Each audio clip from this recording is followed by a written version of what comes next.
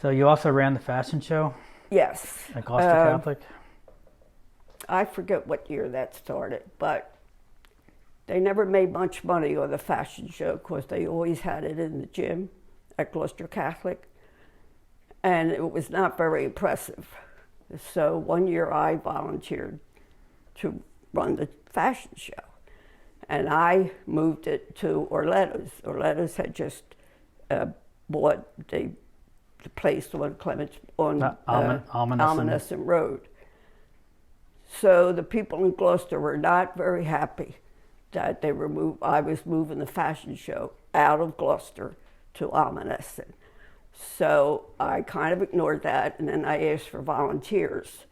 And I would call and I'd say, I'm Peggy Bonner and from Oak Valley, and they didn't like the idea that someone who wasn't a townie was running the fashion show.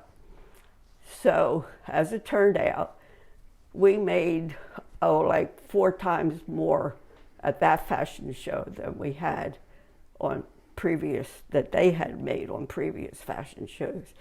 So I did that for a few years, and we had to get a liquor license. And the one year we had a problem getting a liquor license. So the committee, we got together and we decided that we would call everybody and tell them they could bring their own booze.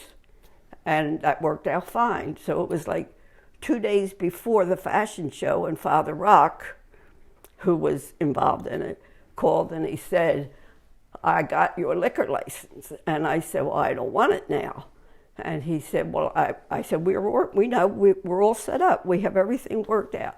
He said, well, I want you to have the liquor license. And I said, who's running this fashion show? And I hung up on him.